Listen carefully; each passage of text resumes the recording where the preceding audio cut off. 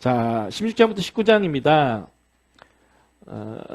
배도한 이후 출애굽한 지 제2년 7월 이후부터 출애굽한 지 39년 12월까지의 37년 5개월 동안의 내용을 얼마나 많은 일이 있었겠느냐.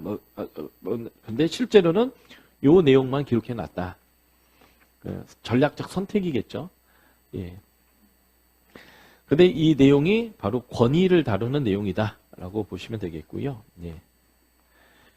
자, 고라와 다단과 아비람과 온의 반역입니다. 레위 지파가 고라이죠. 그리고 루벤 지파가 다단과 아비람과 온인데 이들 지도장 250명이 이제 모세와 아론의 권위에 도전했습니다. 지도력, 권위와 직임에 대한 욕심으로 지도자에게 도전했는데요.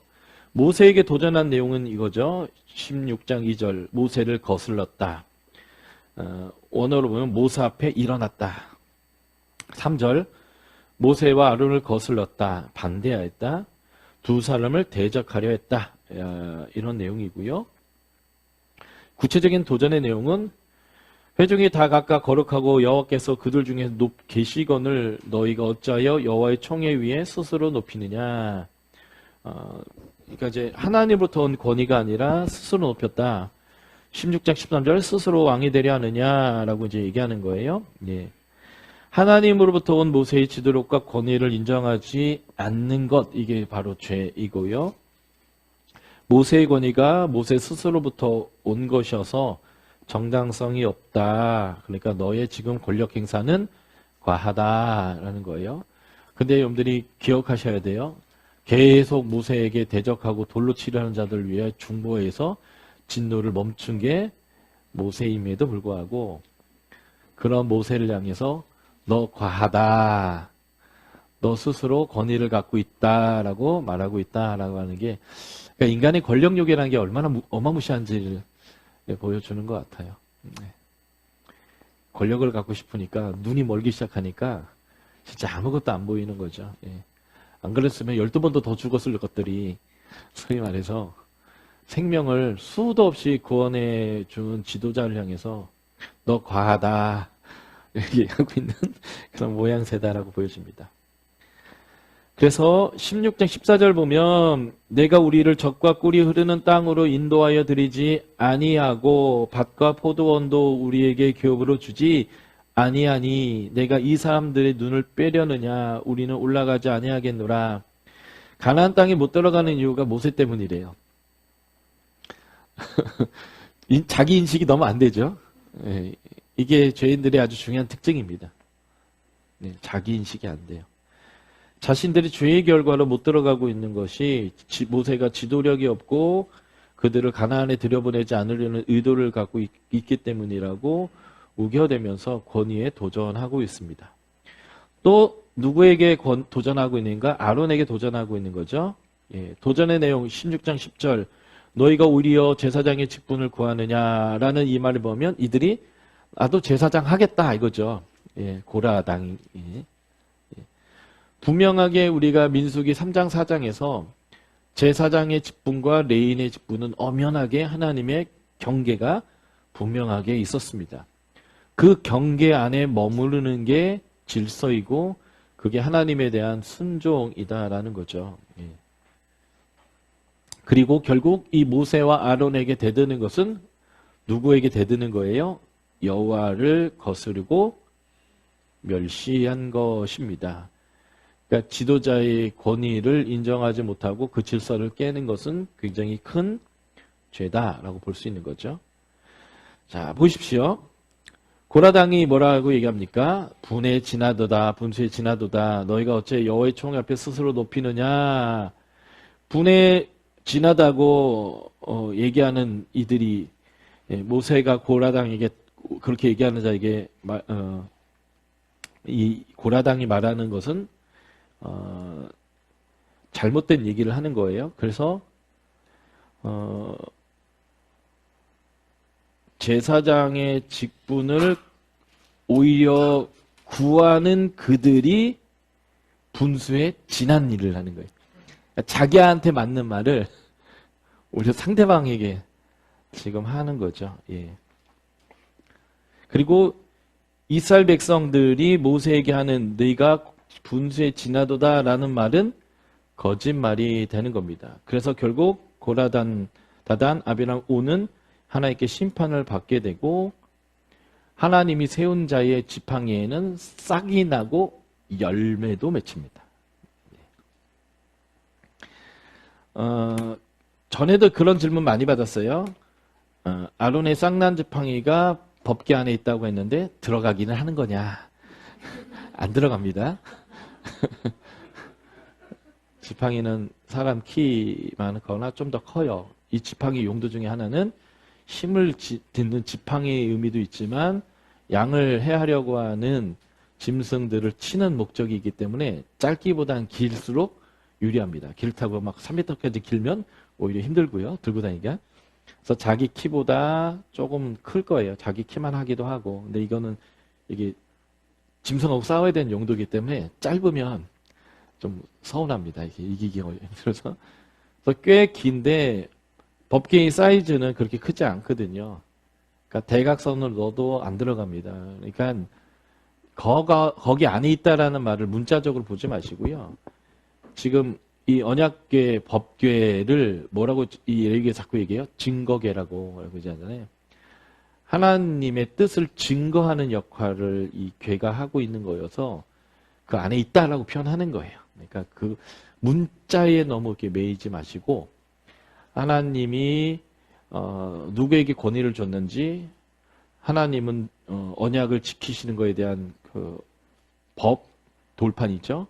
하나님 너희 공급자라고 하는 만나 항아리 이런 것들을 통해서 무엇을 증거하고자 하고 무엇을 기억하게 하고자 하는가라는 얘기를 주목해야지 안에 들어가느냐 안 들어가느냐 진짜 들어갔느냐 꺾어서 들어갔느냐 꺾었다면 3단으로 꺾었냐 뭐 이런 거 의미가 없어요. 제가 보기엔 안 들어갔을 거예요. 그냥 법궤 앞에 이렇게 놓였을 거라고 생각하는데 그걸 통해서 증거하려는 것이 무엇이냐라는 것에 좀 관심을 두시면 좋을 것 같습니다. 그래서 지도력에 도전을 받았던 지도자들의 태도가 뭡니까? 엎드렸다는 거예요. 여호와 앞에 엎드렸다는 거죠.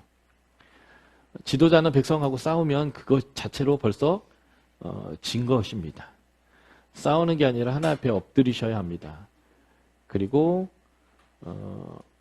하나님 뜻이 무엇인지를 온유함으로 정확한 기준을 줘야 합니다. 심판은 누가 하시냐면 하나님이 하십니다. 그래서 지도자가 해야 될 중요한 태도는 뭐냐면 하나님 너무 세게 때리지 말아 주십시오. 가능하면 알아듣게만 해 주십시오. 그래서 제 벼락 맞아 죽으면 어떡합니까 하나님. 그런 일은 없어야 됩니다. 이렇게 좀 하나님 앞에 중보하는 일들을 하셔야 됩니다. 왜냐하면 우리가 지금 계속 보아오지만 하나님은 벌을 내려주시는 분이 공의의 하나님입니다. 그래서 교회에서 잘못하고 문제를 일으키고 지도자한테 대적하고 권위를 깨뜨리는 사람들에게는 하나님의 진노가 있습니다. 그래서 쌤통이다가 아니라 긍휼을 구해야 합니다. 우리 성도고 내 자식이잖아요. 영적 자식이기 때문에 원래 아픈 손가락이 더 아픈 건데 하나님의 징계가 있어요. 그거는 목회자들이 성도들을 억압하고 겁주려고 하는 말이 아니고 있어요. 그래서 긍휼을 구해야 됩니다. 지도자들은 긍휼을 구해야 합니다. 그리고 그러한 심판을 당할 만한 일을 행하지 않도록 한 다음에 가르치는 것은 큰 의미가 없고 하기 전부터 옳음이 무엇인지 잘 알 수 있도록 분별력 있는 자식이 되도록 부지런히 가르쳐야 합니다. 자, 그래서 모세는 여전히 엎드렸다라는 거예요. 예.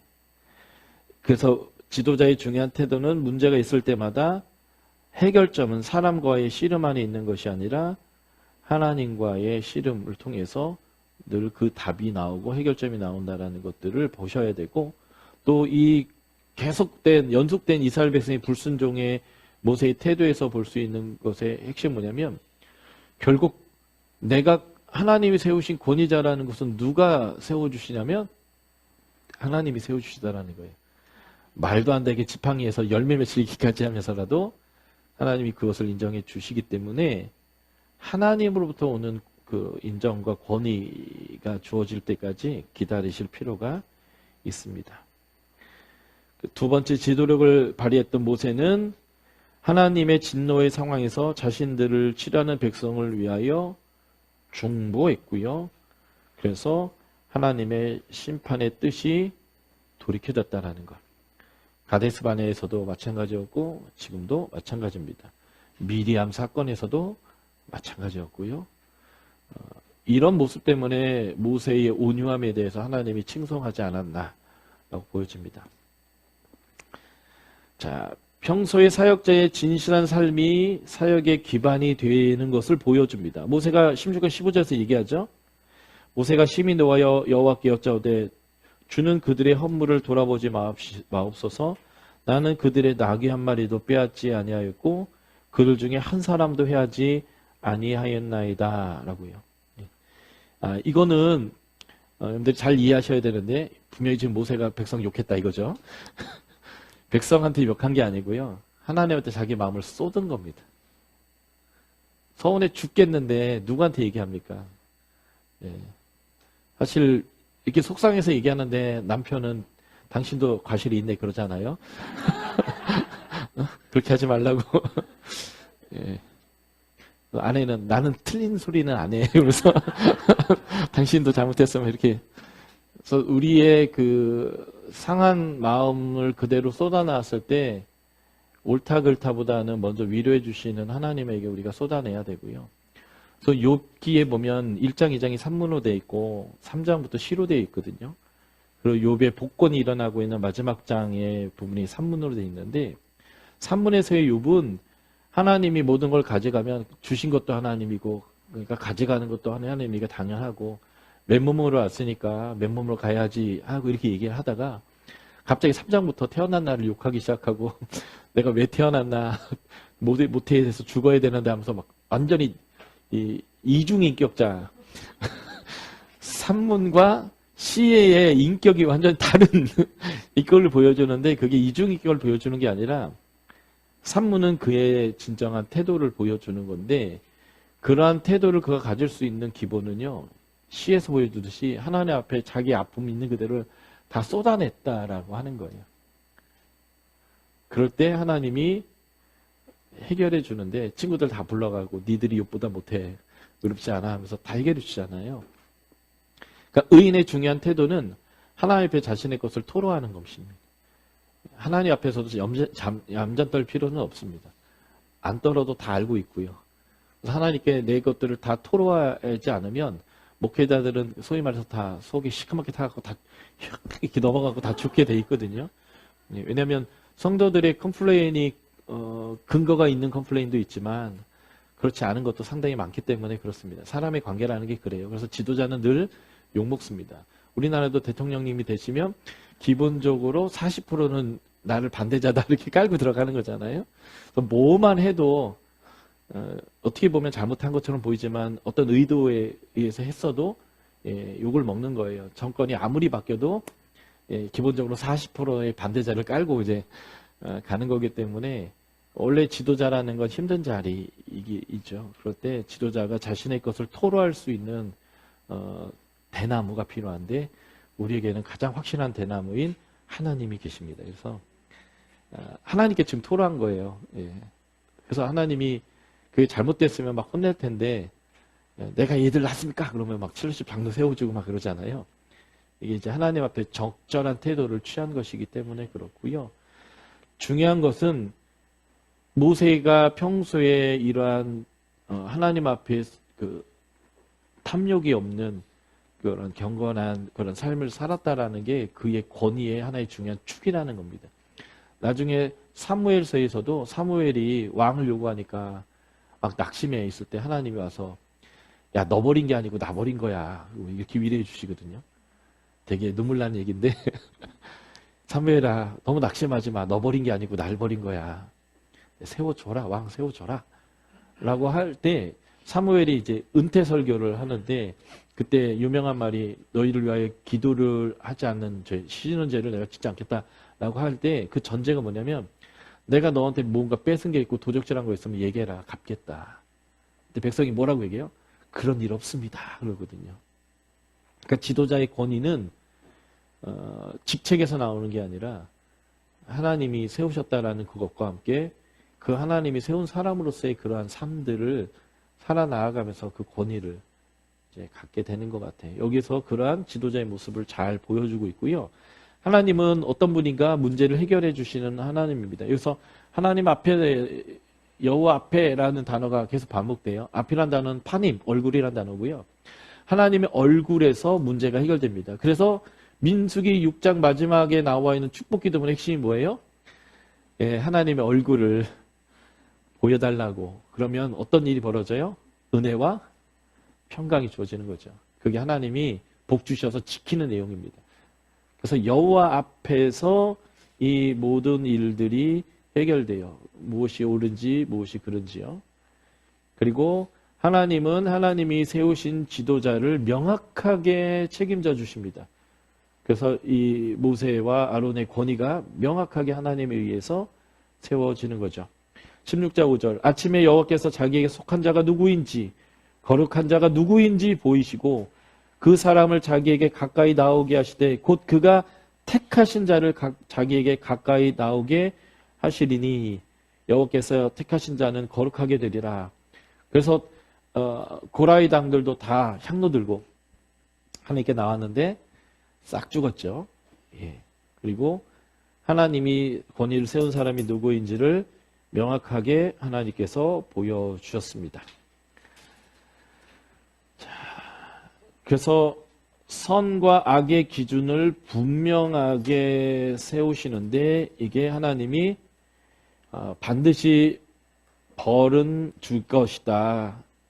벌을 면제하지 않을 것이다 라고 했던 이런 하나님의 성품의 모습이고요. 그래서 고라와 다단과 아비람 무리들이 땅에 삼키게 되고 250명의 지도자들이 하나님의 불로 태워졌습니다. 번제단에 쏟아졌던 하나님의 불이 그들에게 쏟아졌다는 것은 어떻게 보면 그들이 제물됐다라는 의미라고 읽혀져요. 그냥 제 심령에. 그리고 그들이 제물됨을 통해서 하나님 진노가 이제 사그러들어요. 황금소화제 만들었을 때 3,000명인가 죽었을 때 하나님이 멈추셨던 것처럼 그 벌을 통하여 속죄를 받으시지 않았나 싶습니다. 어쨌든 공의의 하나님에 의한 심판이고요. 하나님이 자비롭고 은혜롭고 노하기를 더디하시고 은혜와 진실이 많은 하나님, 심판을 더디하시고 돌이키시는 하나님, 용서의 하나님이라고 약속하셨던 것처럼 하나님이 그렇게 하셨어요. 그래서 연병이 그치게 되었다라는 거죠. 그래서 하나님이 이렇게 문제를 해결해 주시고 하나님의 백성들이 더 이상 죄를 짓지 심판받지 않도록 하나님이 배려해 주십니다. 그래서 하나님이 이 백성이 더 이상 원망하지 않으려면 누가 하나님이 선택한 사람인지가 너무 명확해져야 되거든요. 그래서 지팡이에 싹이 나고 꽃이 피고 열매까지 그냥 메추라기를 거의 10km 반경에다가 수십 킬로 반경에다가 90cm 쌓았다는 것처럼 좀 막 싹만 조금 났어도 와 했을 텐데 막 싹이 나더니 꽃이 피더니 열매까지 막 딱 부인할 수 없게 만드는 거죠. 그래서 하나님이 이 백성에게 더 이상 논란의 여지가 없이 내가 예를 세웠고 예를 통해서 내가 일을 한다라는 것들을 모두에게 명확하게 증거하셨던 사건이고 이것이 백성들이 더 이상 죽임을 당하지 않도록 불평하지 않도록 하는 명확한 하나님의 일이었고요. 250명의 향로를 다 펴버렸습니다. 펴버려가지고 그걸 어떻게 했어요? 번제단을 쌓아버렸습니다. 번제단의 역할이 뭡니까? 제물을 태우는 역할이죠. 그래서 제물을 태우면 어떤 결과가 나옵니까? 죄가 용서되죠. 그래서 이 번제단에다가 그들의 향로를 이렇게 뒤집어 씌운 것은 그들의 죄로 인한 심판에 대한 의미이면서 동시에 하나님의 긍휼을 보여주는 이중적인 의미가 있고요. 그래서 번제단에 올 때마다 이 사건이 기억나는 거죠. 기억나서 하나님 우리 죄를 용서하시지만 우습게 보면 안 된다. 하나님 만만한 분이 아니다. 요 느낌을 고급적으로 표현하면 경외입니다. 하나님 좀 두려워할 줄 알아야 한다. 매번 짐승 들고 오면 대충 떼어주시니까 이렇게 대충 떼어가지고 매번 살면 되나 안 되나? 여기 번제단을 쌓은 철판을 보니까 하나님 때론 진짜 무섭다. 이제 이런 느낌까지도 이게 이제 하나님이 교육적으로 이것들 시키는 거고요. 예. 그래서 증거의 장막이라고 하는 이 표현이 민수기에서 계속 반복되는데 아까 말씀드린 것처럼 돌판, 항아리, 아론의 쌍난 지팡이가 여기 있다.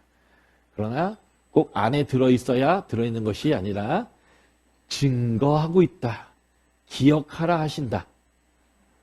라고 하는 그 의미를 잘 기억하시면 좋겠고요. 동시에 제사장과 레위의 직무를 다시 말하고 있습니다. 예. 레위인인 고라당이 제사장 직분에 대한 탐욕으로 인해서 멸망당한 직후의 상황이잖아요. 예. 그래서 다시 한번 아론 가문과 제사장 가문과 레위 가문의 명확한 선을 하나님께서 구분해 주셔서 진노가 다시 이스라엘 백성에게 미치지 않게 하려고 하는 하나님의 은혜의 말씀이 이 사건 이후에 따라 들어오는 규례, 율법에 대한 내용이다라고 보는 거예요. 그러니까 지금 사건이 있을 때마다 규례가 주어지는 게 하나님의 얼마나 큰 은혜인지를 우리가 다시 한번 경험할 수 있습니다. 고라당이 심판을 받은 후 이스라엘 백성들이 모세에게 호소하는 거죠. 두려워하는 거예요. 보소서 우리는 죽게 되었나이다. 망하게 되었나이다. 다 망하게 되었나이다. 가까이 나아가는 자 곧 여호와의 성막에 가까이 나아가는 자마다 다 죽사오니 우리가 다 망하여야 하리이까. 성막은 죽으러 가는 자리가 아니라 용서받고 살려고 가는 자리이잖아요. 예. 그래서 하나님이 이 잘못했을 때 일어나는 충돌에 대한 것들을 방지하기 위해서 아까 제가 진 그림 그려드리면서 내 진 사이에 성막 사이에 제사장과 레위인이 딱 있는 것처럼 이 경계와 질서만 잘 지켜지면 되거든요. 예. 그리고 지금은 예수의 피로 말미암아 우리가 그 두려움 없이 담대히 하나님께 나아갈 수 있는 자가 됐고요. 그래서 이 레위인의 제사장과 레위인의 직무를 주신 것은 하나님이 충돌로 말미암아 망하지 않는 방법을 다시 한번 명확하게 설명하는 거고요. 그래서 19장으로 가면 부정해진 자가 정결하게 돌아오기 위해서 뿌려야 되는 그 물을 만드는 방법까지 하나님께서 구체적으로 설명해 주고 있습니다. 자, 붉은 송아지의 재인데요. 송아지 중에 좀 붉은색 띠는 송아지가 있나 보죠. 예, 이 송아지를 태워서 그 재를 준비하고 있다가 부정해진 자가 있다면 진 밖으로 내보낸 다음에 제3일과 제7일, 7일 동안 밖에 있을 때 이 물을 뿌려서 뭐 그 자체에 뭐 어마어마한 그 효능이 있다기보다는 하나님이 순종을 위해서 주시는 절차라고 저는 이해하고 있는데요. 그래서 하나님이 이러한 정결케 하는 재를 만드는 송아지를 태워서 재를 만드는 절차까지를 명확하게 주시는 거죠. 저는 이게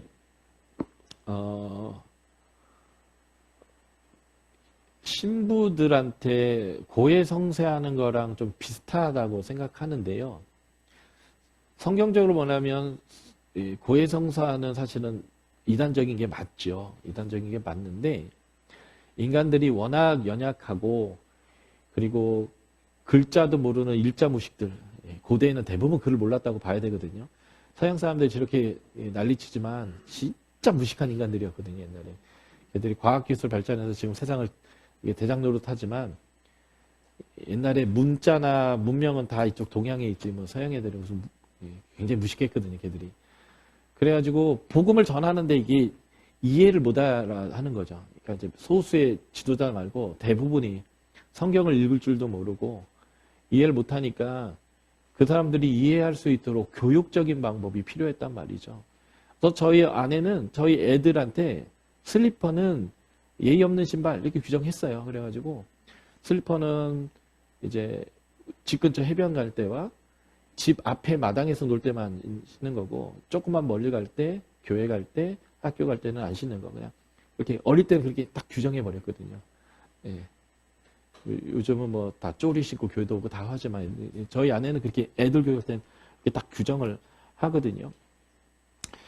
그러니까 천주교에서 처음에 이방 그 사람들에게 일자무식이고 말귀도 못 알아듣고 이렇게 복음에 대해 설명하는데 이해 못하는 사람들에게 이해시키려니까 그림 그려서 성화 그려서 이해시키고, 성인들 모양 보여주면서 스토리로 이렇게 살아야 돼, 이런 게 하나님의 백성다운 거야 이렇게 하고, 저 용서받았다고 하는데 자기들이 살아온 경험으로는 말로 이렇게 때운다고 용서가 되는 것 같지 않은데 용서의 확신이 없고, 그러니까 이제 그러면 신부한테 얘기하면 또 신부가 그래서 말로 안 때우거든요.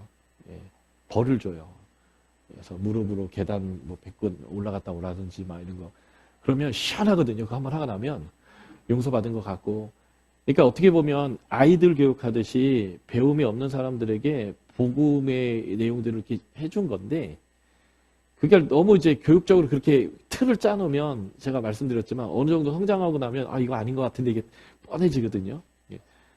딸내미가 이제 중학생 됐는데 쪼리나 슬리퍼가 이게 진짜 예 없는 신발인가. 엄마의 의도는 이거 신고 다니면, 어릴 때 신고 다니면 자꾸 발 다치고 미끄러져 넘어지고 막 이래니까 못 신게 한 건데, 의구심이 들기 시작하거든요. 이렇게 명확한 디렉션을 이렇게 딱 명확히 주면 나중에 크고 나면 엄마가 나한테 뻥친 것 같고 이런 생각이 들거든요. 그러니까 이제 사실은 어릴 땐 틀이 필요하지만 나중엔 그 틀 안에서 배운 원리를 가지고 이제 마음껏 놀게 해야 되는 건데, 저는 그런 고해성사도 나쁜 의도로 절대 권력을 갖고 싶어서 이 사람들을 좌지우지하고 싶어서 만들어진 법이 아니라고는 생각이 들어요. 어쨌든 교리적으로 맞지 않는 법이지만, 그래서 지금은 66권 성경을 누구나 읽을 수 있고 그 성경을 가르치면 다 이해할 수 있는 만큼의 있는 사람들에게 여전히 그렇게 애처럼 와서 나한테 고해하면 돼. 뭐 예수님한테 고해하면 된다고 돼 있는데 그렇게 이제 하는 거는 문제가 될 수 있다고 생각하지만, 이거 송아지 그 죄도 마찬가지. 아니 그 뭐 송아지 죄 이렇게 해가지고 3일날 7일날 뿌리면 뭐 그 무슨 효력이 어떻게 그런 거 아니라고 생각하거든요. 근데 분명한 것은 부정하면 나갔다 들어와야 되고, 왜냐면 부정함이 번지지 않도록, 그리고 부정에서 정기로 돌으려면 어느 절차들이 필요하다는 것을 명확히 보여주는 하나님의 은혜인 것 같아요. 그래서 그런 절차를 밟았을 때 아우 나 정말 깨끗해진 것 같아, 이런 느낌 있잖아요. 플래시바 효과 같은 거. 하나님이 절차를 만든 건 그러니까 속이려고 하는 게 아니라 은혜를 베푸는 거예요. 그리고 순종을 요구하는 겁니다. 우리가 이미 출애굽 16장에서 봤지만 매일 걷어야 되는 만나의 양을 지정해 주잖아요.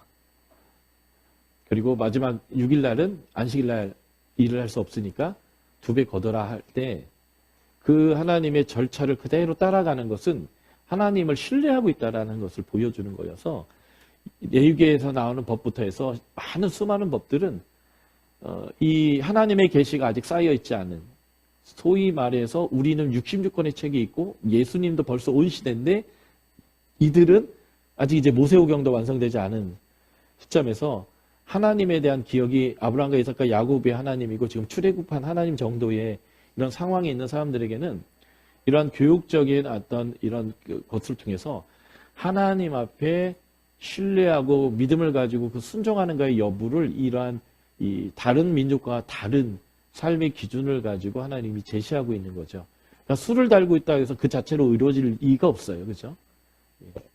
그러나 그런 행위 하나하나를 순종해 나아가면서 하나님의 백성으로 자신의 정체성을 만들어 가도록 하기 위한 그런 법이다라고 보시면 되겠고, 결국 이러한 송아지를 태워서 죄를 뿌려가지고 우슬초로 찍어서 이렇게 뿌리는 행위 자체는 주술적인 것은 아니고 하나님의 백성에게 하나님에게 순종할 수 있도록 하는 하나의 절차고, 이 절차를 순종했을 때 하나님은 너를 정결한 것으로 인정하는 거예요. 마치 우리가 도덕적인 어떤 의로움은 하나도 아직 바뀌지 않았지만 예수 그리스도를 구주로 영접하면 의롭게 되어져서 하나님과 관계할 수 있도록 하나님이 인정해 주는 것처럼 이런 절차들은 그런 의미로서 봐야 된다고 생각하고요.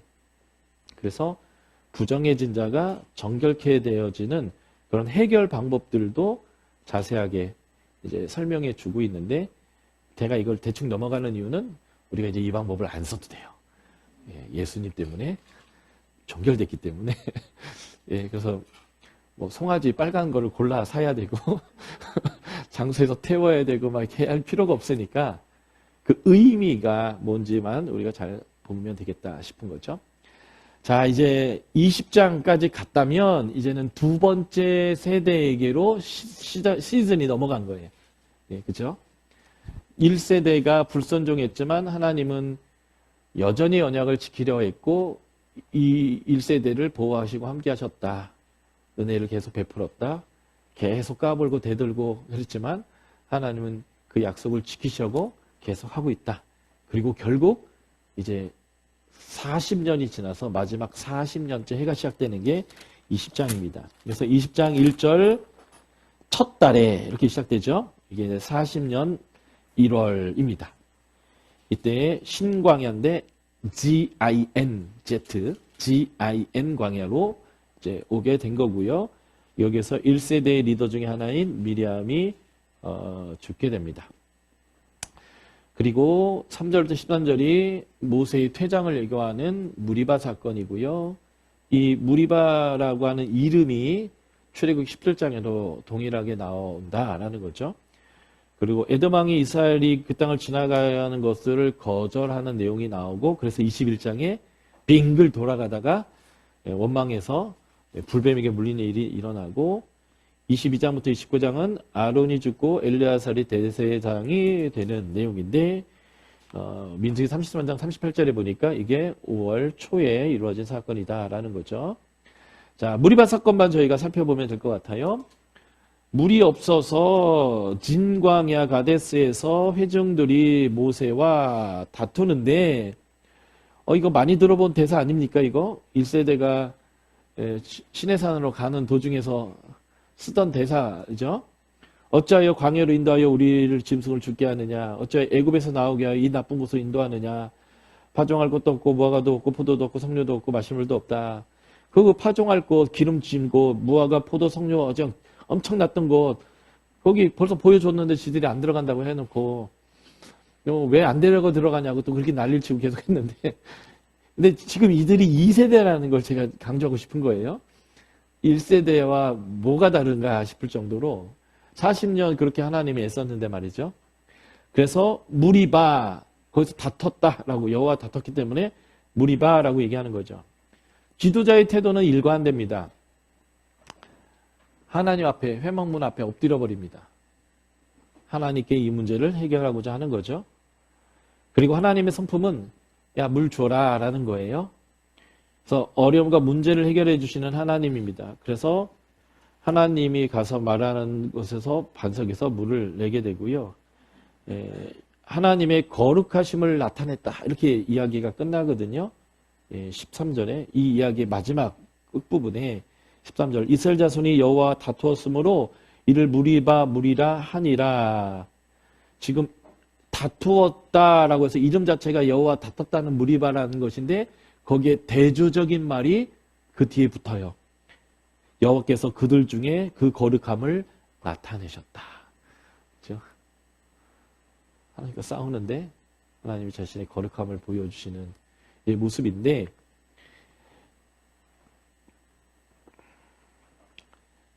여기에서 모세가 물은 냈으나 가나안 땅에 들어가지 못하게 되는 벌을 받게 되는데, 하나님에게 벌을 받아 가나안 땅에 들어가지 못했던 이유를 본문은 명확하게 12절이죠. 나를 믿지 아니하고 이스라엘 자손에서 내 거룩함을 나타내지 아니하였다 라고 말하고 있습니다. 어떻게 보면 믿지 않았기 때문에 거룩함이 나타나지 않은 거고, 하나님의 거룩함을 나타내려면 믿어야 된다라는 도식을 볼 수 있다라고 생각해서 제가 이제 이렇게 PPT에다 그렇게 표기를 했는데, 민수기 14장 가데스 바네아에서 하나님이 뭐라고 했냐면 하나님을 믿지 않는 것을 하나님을 멸시하는 것으로 표현했거든요. 그러니까 하나님을 멸시할 거냐, 하나님의 영광을 나타낼 것이냐. 그 키는 하나님을 믿는 것인데, 그렇다면 모세는 분명히 반석에서 물을 냈는데 믿지 않고도 반석에서 물을 낼 수 있는 방법이 있는가? 힘이 엄청 셌던 거죠. 그래서 반석을 물리적 힘으로, 하나님 능력이 아니라 물리적 힘으로 쪼개가지고 물을 나오게 했던 것인가? 뭐 이런 거죠. 그러니까 이제 믿지 않았다라는 것이 도대체 뭘 안 믿었느냐? 그래서 왜 안 믿은 것 때문에 가나안에 못 들어가게 됐느냐라는 것을 살펴볼 필요가 있는데, 제가 1세대와 2세대를 비교해 보겠습니다.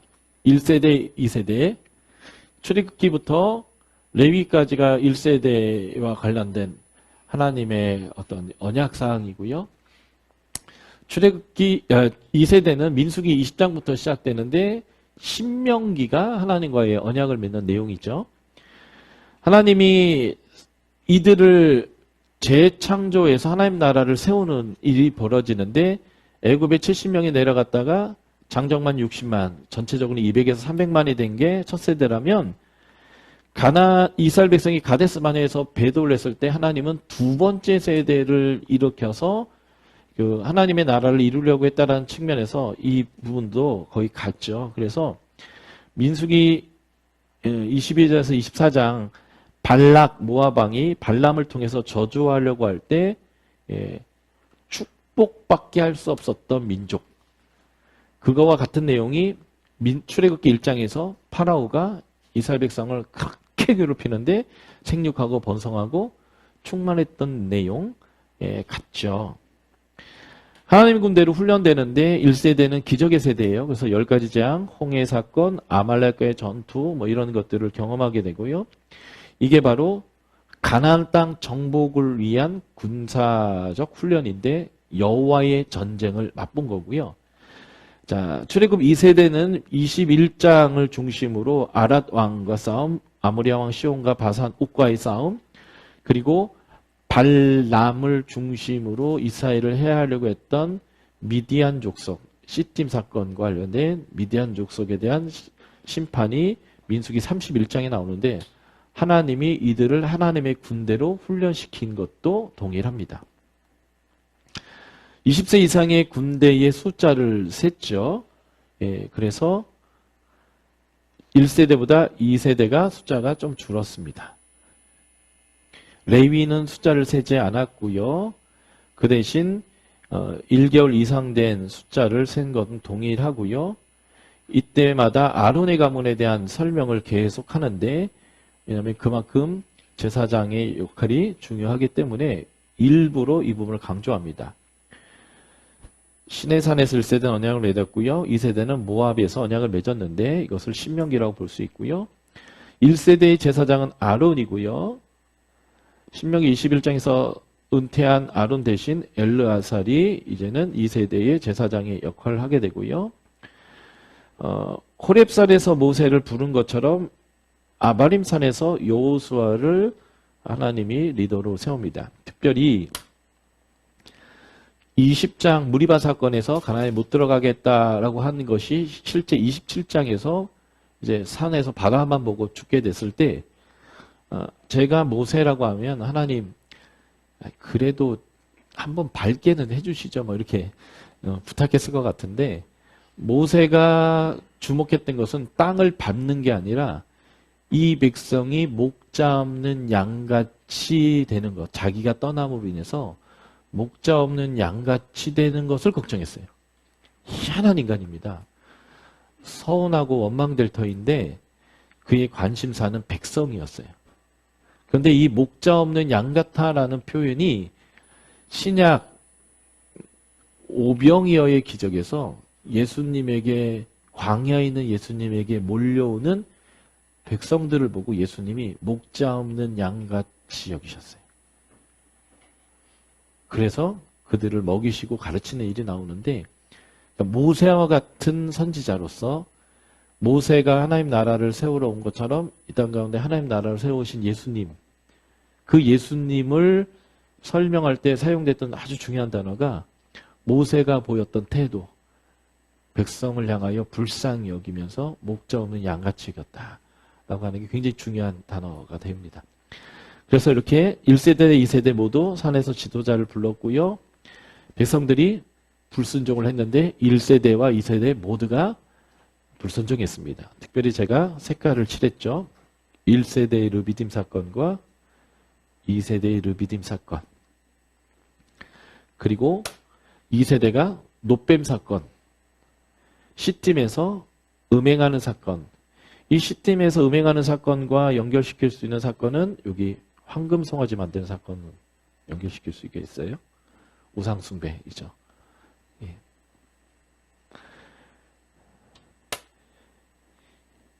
(1세대와) (2세대를) 제가 비교하는 중요한 이유는 모세가 뭘 믿지 않았는가라는 것을 설명하고 싶었던 것인데요.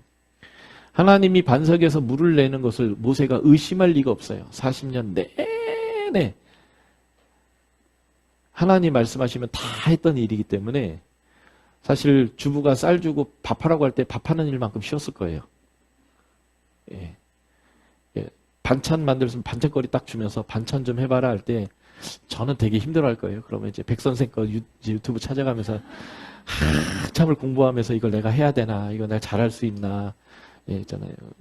저희 아내가 뭘 자꾸 시키는데 거기 좀 대충 좀 넣어봐, 이렇게 적당히 넣어봐 그러는데, 그러니까 2숟갈이냐고 3숟갈이냐고 큰 걸로 작은 걸로 요리 잘하는 사람들은 대충 넣잖아요. 그냥 감대로 대충 넣는데도 대충 맛있잖아요. 근데 그러니까 안 하던 사람은 되게 어려운 일인데 모세에게서 반석에서 물 나는 일이 뭐 어려운 일이었겠냐고요. 늘 하던 일인데 40년 내내 늘 하던 일인데, 그죠?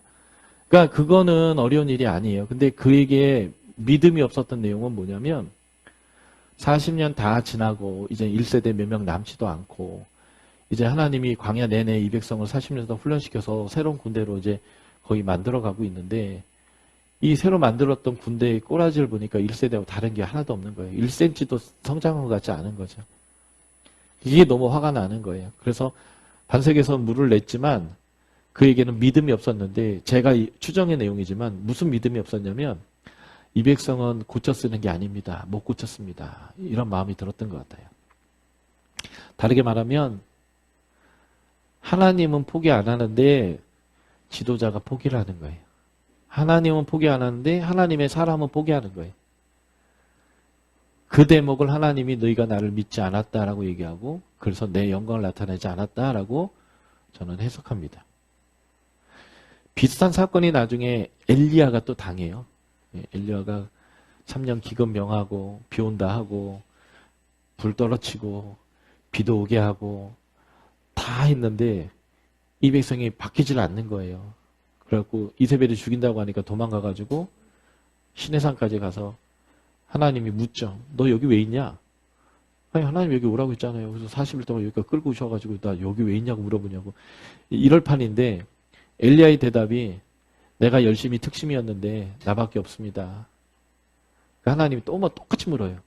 너 여기 왜 있는데? 제가 열심히 특심이었는데 나밖에 없습니다. 그러니까 2번 질문을 통해서 아 얘가 이제 더 이상 사역할 수 있는 상태가 아니구나 확인하셨겠죠. 그래서 내가 3가지 비전을 줄 테니까 넌 이거 마지막 사명을 이거 3가지 해라. 아합을 대신해서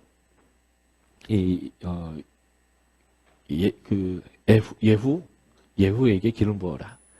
하사엘에게 기름 부어서 아람의 다메섹 대신 왕이 되게 해라.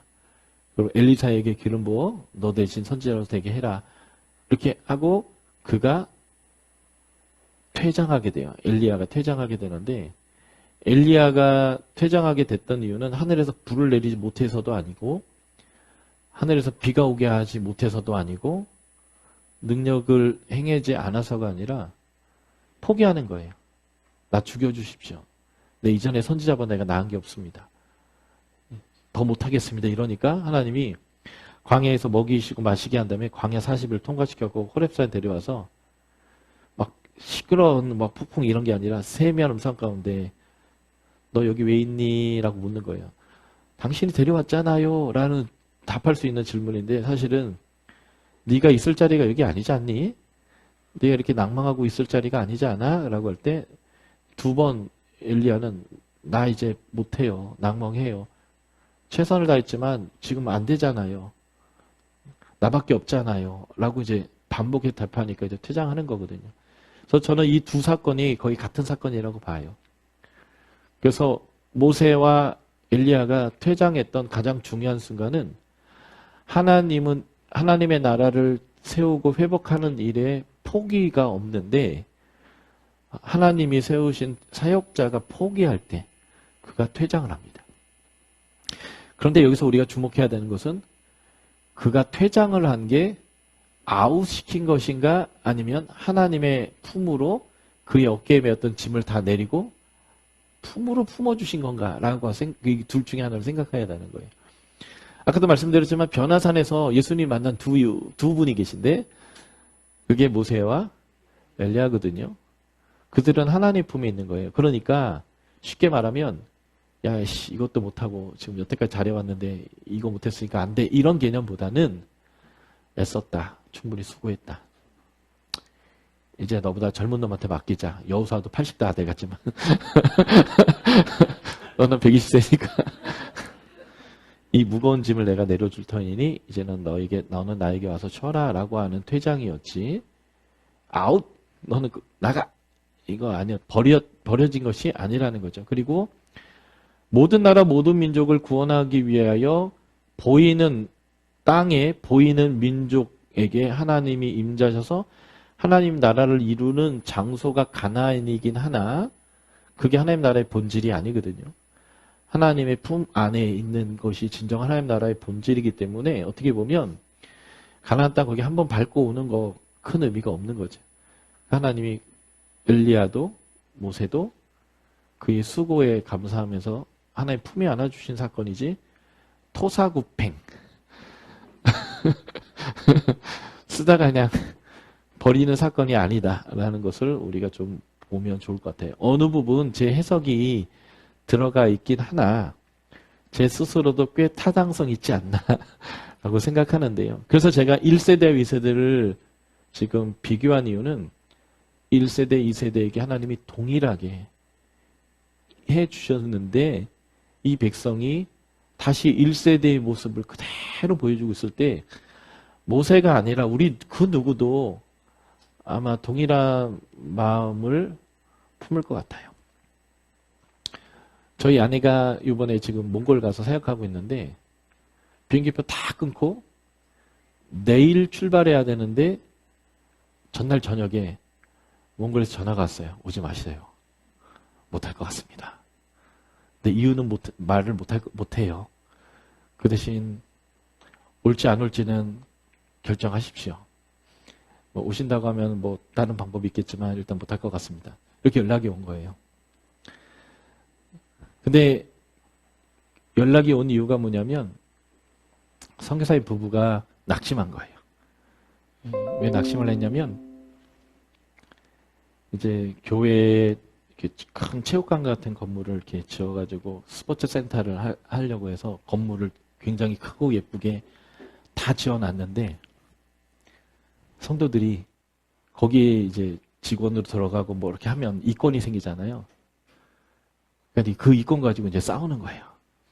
그러니까 선교사님이 그걸 보고 내가 이 사람들한테 이걸 제주에서 사람들 불러다 가르쳐서 뭐하나 하지 말자. 이 마음이 낙심돼가지고 사역하기도 싫은 거죠. 막. 그래서 출발 하루 전에 오지 말라고 그러는 거예요. 근데 이제 저희 아내가 전화하고 물어봐도 이유를 설명을 안 해요. 근데 센터에서 기도하고 오시려면 오시고 뭐 이러는 거예요. 그래서 저희가 그 다음날 아침에 센터 간 사람들이 다 모여서 막 하나의 음성을 막 들었습니다. 갈까요? 가지 말까요? 막 그러는데 합리적이고 이성적인 사람은 이런 상황은 안 가는 거다. 다 막 얘기하는데 몇몇 사람들이 자꾸 이제 이렇게 그림 보고 환상을 보는데 하나님 가라고 하신다는 거예요. 근데 이제 저는 안 갔으면 했거든요. 가지 마라. 그랬는데 갔어요. 갔는데 보니까 그런 상황이었던 거예요. 그런데 간 게 맞은 것 같아요. 하나님 성을 잘 듣는 거죠. 그래서 지금 되게 좋은 시간 보내고 있는 것 같은데, 드리고 싶은 말씀은 사역자들은 정말 주를 위하여 자기의 살과 뼈를 다 갈아서 사역을 하지만 생각하지 못한 그 결과들이 자꾸 터지면서 낭망합니다. 포기하고 싶어요. 하기 싫어. 잠시 이제 막 이제 소설을 쓰는 거죠. 내가 포기하면 내가 이제 먹고 살기 위해서 뭘 해야 되나, 이제 폴리틱 대학가에서 기술을 배워야 되나, 또 이제 밤새 막 소설을 길게 써나가요. 내가 이제 한번 먹고 살 수는 있나, 내가 평생 목회를 했는데 내가 할 줄 아는 거 이거밖에 없는데 이제 와서 내가 노동을 하자니 신문 없고 국어를 하자니 쪽팔리고 이러면서 이제 막 그런 거죠. 근데 그럴 수밖에 없는 게 사실 어떻게 성도들이 이럴 수 있는가, 또는 저 사람들이 어떻게 그럴 수 있는가 마음이 드는 일들이 우리 안에 얼마나 많이 일어나겠습니까? 이미 많이 겪으셨을 거고, 목회 현장에서. 근데 이제 모세도 그런 상황이 온 거예요. 40년 동안 이 백성을 위해서 그렇게 온유함으로 씨름했는데 40년이 지났는데도 아직도 물 없다고 저렇게 난리를 치는, 좀 그냥 달라고 하지. 물 좀 주세요. 목말라요. 하면 되는데 막, 그러니까 얼마나 화가 났을까 싶어요. 그러니까 이제 저는 T 성향이라 동감을 잘 못하는데 막 동감이 되는 거예요, 이 부분이. 그래서 근데 하나님이 처음에는 그래도 좀 마음을 일으켜서 끝까지 가게 하는 게 낫지 않았나 싶었는데 하나님이 큰 배려이신 것 같아요. 이제 모세야 충분하다 하는 거죠. 충분하다. 그래서 이 퇴장이 아쉽긴 하나, 그러나 하나님의 일은 한 사람을 통해서 이루는 게 아니라 대를 이어가며 하나님 나라를 이루기 때문에 하나님은 또 다른 사람을 통해서 그것을 완료하시는 것 같고, 그래서 우리도 때로는 여러분들이 시작한 어떤 위대한 어떤 프로젝트가 끝마치지 않아도 하나님 때에 딱 놓고 나올 수 있는 그게 필요한 거기도 같고, 또 한편으로는 너무 낭망하지 않았으면, 하나님 포기하지 않으셨다면 여러분들도 포기하지 않고 온유했던 그 모세의 그 마음처럼 계속 그것들을 유지할 수 있는 거, 이게 굉장히 중요한 이제 지도자의 영성인 것 같아요. 여러분들이 모세처럼 포기해도 하나님이 여러분들을 칭찬하고 괜찮아, 여기까지 잘했어 하시겠지만 좀 더 완주하시기 위해서는 포기하지 않는 그런 씨름들이 우리에게 필요한 것 같고, 그게 이제 사역자들에게 굉장히 중요한 씨름이지 않나라고 생각됩니다.